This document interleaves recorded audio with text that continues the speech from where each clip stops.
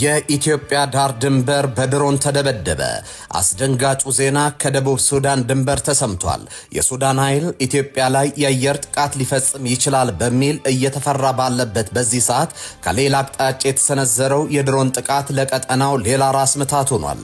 አየር ኃይሉ በድንበሩ ቀጠና በጥብቅ ቁጥጥር እያደረገ ነው። በዝርዝር ታዳምጡታላችሁ።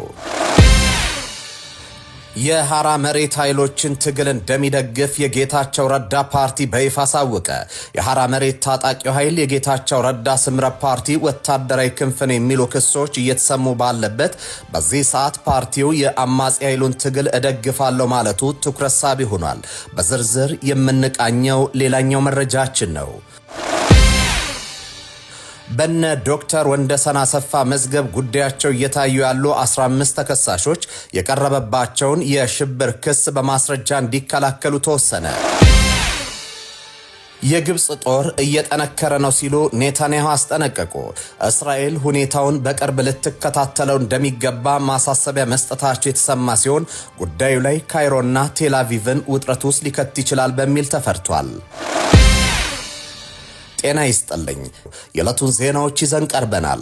ቻናላችንን ላይክ፣ ሼር እና ሰብስክራይብ ታደርጉ ዘንድ በመጋበዝ ወደ ዝርዝር ጉዳዮቹ ልሻገር።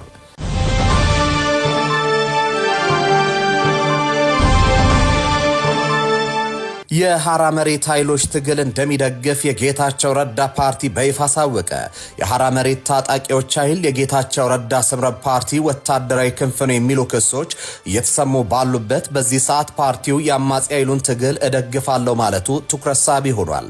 የትግራይ ክልል ጊዜያዊ አስተዳደርና ህወሓት ይኸው በአፋር የሚንቀሳቀሰውን ታጣቂ ኃይል ጌታቸው ረዳ በሚመሩት ስምረት ፓርቲ እንደሚመራና የፌዴራል መንግስት በገንዘብና በጦር መሳሪያ ድጋፍ እንደሚያደርግ በተደጋጋሚ ሲገልጹ ቆይተዋል። የፌዴራሉ መንግስት የትግራይ ተወላጆችን እርስ በርስ ለማጋጨት በማሰብ ታጣቂ ኃይሉን እየደገፈ መሆኑን እናውቃለን። አሁንም በራችን ለሰላም ክፍት ነው፣ ወደ ትግራይ ተመለሱ የሚሉ ጥሪዎችን በህወሓት በኩል ሲስተላለፍ ቆይቷል።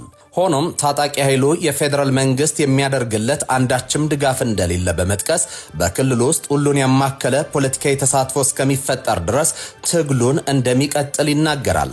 በአንዳንዶች ታጣቂ ኃይሉ በፌዴራል መንግስት ይደገፋል የሚል መደምደሚያ ላይ የተደረሰው ታጣቂው ቡድን ነፍጥ አንግቦ በጎረቤት ክልል አፋር ያለ ችግር መንቀሳቀሱ እንደሆነ የሚገልጹት የክልሉ አመራሮች ለሰላማዊ ዜጎች ስጋት የሚሆን ታጣቂ ኃይል ከለላ መስጠት ብዙ ትርጉም አለው ሲሉ ይደመጣል። ስምረት ፓርቲ ከጀርባ የታጣቂ ቡድን ይመራል የሚል የበረታ አስተያየት ይቀርብበታል። ዋዜማ ያነጋገራቸው የቀድሞ የደቡብ ትግራይ ዞን ዋና አስተዳዳሪ አቶ ሀብቱ ኪሮስ በአሁኑ ወቅት የፓርቲው ምክትል ፕሬዝደንት ናቸው።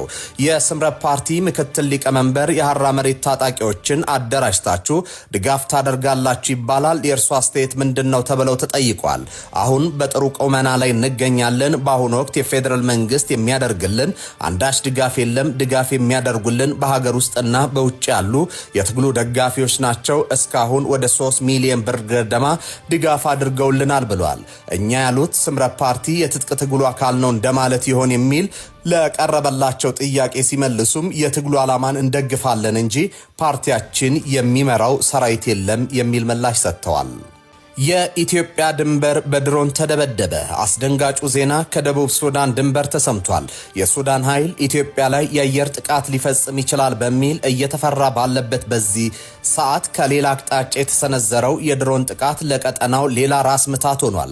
አየር ኃይሉ በድንበሩ ቀጠና ጥብቅ ቁጥጥር እያደረገ ነው። በደቡብ ሱዳን ጆንግሌ ግዛት ውስጥ በሚገኘው በድንበር የለሽ ሐኪሞች ቡድን MSF የሚመራው ሆስፒታል ማክሰኞ ምሽት ላይ በደቡብ ሱዳን መንግስት ኃይሎች የአየር ጥቃት ተፈጽሞበታል ሲል የእርዳታ ድርጅቱ ገልጿል።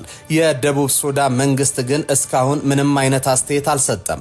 እዚያው ጆንጎሌ ግዛት ውስጥ ፔሪ በተባለ ስፍራ በሚገኝ የጤና ተቋም ላይ በተመሳሳይ ቀን ማንነታቸው ባልታወቁ ታጣቂዎች በተፈጸመ ሌላ ጥቃት ዝርፊያ ተፈጽሞ ተቋሙ ለአካባቢው ማህበረሰብ ጥቅም የማይሰጥ እንዲሆን ተደርጓል ሲል MSF ገልጿል። ባልደረቦቻችን ጥቃቱን በመፍራት ከማህበረሰቡ ጋር አካባቢውን ለቀው በመሸሻቸው ምን እንዳጋጠማቸውና የት እንዳሉ እስካሁን አይታወቅም ሲል የሕክምና ተራድኦ ድርጅቱ አስታውቋል። ከቅርብ ጊዜ ወዲህ መንግስታዊ ኃይሎችና ፕሬዝዳንት ሳልቫኪርን ለመገልበጥ በማሴር ከስልጣናቸው ለተነሱት ለምክትል ፕሬዝዳንት ሪክ ማቻር ታማኝ በሆኑ ኃይሎች መካከል በጆንጎሌ ግዛት ውስጥ ውጊያዎች እየተካሄዱ ነው። እነዚህ ግጭቶች ከሱዳን ተለይታ አዲስ ሀገር በሆነችው ደቡብ ሱዳን ውስጥ የእርስ በርስ ጦርነት መልሶ እንዲያገረሽ ያደርጋል የሚል ስጋት ፈጥሯል።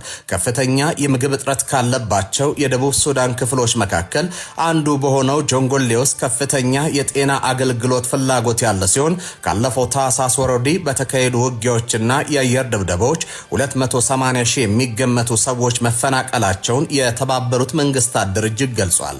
ኤምኤስኤፍ እንዳስታወቀው ማክሰኞ ዕለት ከተፈጸመ የመጀመሪያ ጥቃት ቀደም ብሎ ጥቃት ሊፈጸም እንደሚችል መረጃ ደርሶት እንደነበረ፣ በዚህ ምክንያት ከጥቃቱ ከሰዓታት በፊት ህመምተኞችና ሰራተኞች ለቀው እንዲወጡ ተደርጓል ተብሏል። የግብጽ ጦር እየጠነከረ ነው ሲሉ ኔታንያሁ አስጠነቀቁ። እስራኤል ኔታንያሁን በቅርብ ልትከታተለው እንደሚገባ ማሳሰቢያ መስጠታቸው የተሰማ ሲሆን ጉዳዩ ካይሮና ቴልአቪቭን ውጥረት ውስጥ ሊከት ይችላል በሚል ተፈርቷል። የእስራኤሉ ጠቅላይ ሚኒስትር ቤንጃሚን ኔታንያሁ የግብጽ መከላከያ ሰራዊት አቅም በከፍተኛ ሁኔታ እየጨመረ መሆኑን በመጥቀስ እስራኤል ሁኔታውን በቅርብ ልትከታተለው እንደሚገባ ማሳሰቢያ መስጠታቸው ተሰምቷል። የዝግ ቤት ስብሰባ ዝርዝር ጠቅላይ ሚኒስትሩ ይህን ማስጠንቀቂያ የሰጡት ለኬኔሴት የእስራኤል ፓርላማ የውጭ ጉዳይና የመከላከያ ኮሚቴ በሰጡት ዝግ ዝግጅት ስብሰባ ላይ መሆኑን የዕብራይስጥ መገናኛ ብዙሃን ዘግበዋል። እንደ ዘገባዎቹ ከሆነ ኔታንያሁ የግብጽ ጦር እየጠነከረ ነው፣ እኛም በንቃት ልንከታተል ይገባል ብለዋል። እስራኤልና ግብጽ የጋራ ግንኙነትና ጥቅሞች እንዳላቸው የገለጹት ጠቅላይ ሚኒስትሩ ይህም ሆኖ ግን የግብጽ ጦር አቅም እስራኤልን ወደሚያሰጋ ደረጃ እንዳይደርስ ኢየሩሳሌም መከላከል አለባት ሲሉ አጽንኦት ሰጥተዋል። የቀድሞ ክሶች የሲናይ ውጥረት እስራኤል ግብጽ እንደ አውሮፓውያን አቆጣጠር የ1979ን የሰላም ስምምነት በመጣስ በድንበር አቅራቢያ ኃይል እያከማቸች ነው ስትል በተደጋጋሚ ስትከስ ቆይታለች።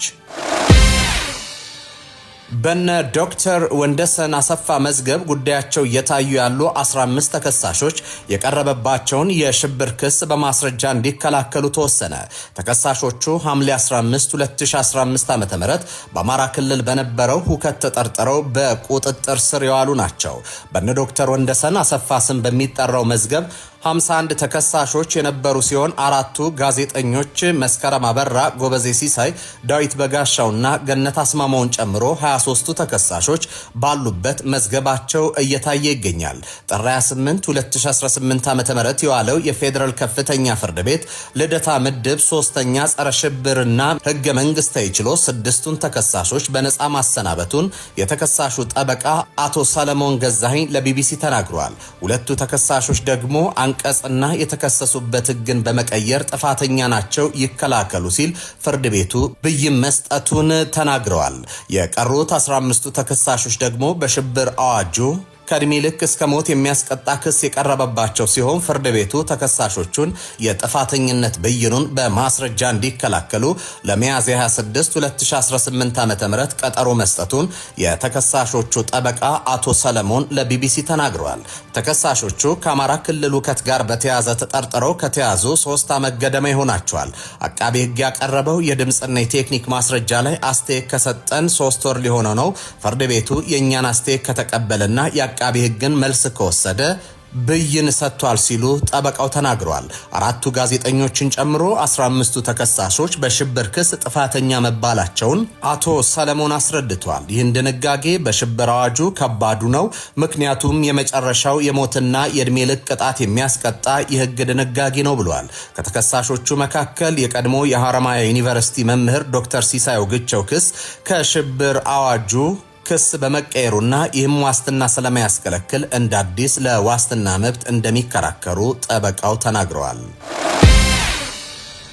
የሩሲያ የውጭ ጉዳይ ሚኒስትር ሰርጌይ ላቭሮቭ ሀገራቸው ከአሜሪካ ጋር ሰፊ ትብብር ለማድረግ ዝግጁ መሆኗን ገለጹ። ሚኒስትሩ ከሀገራቸው ቴሌቪዥን ጋር ባደረጉ ቃለ ምልልስ በፕሬዝደንት ዶናልድ ትራምፕ የሚመራውን ዋሽንግተን መሰል ፍላጎት ቢያሳይም በዩክሬን ጉዳይና በባንክ እገዳዎች ዙሪያ ግን አሁንም ወደ ኋላ እያፈገፈገ ነው ሲሉ ወቅሰዋል።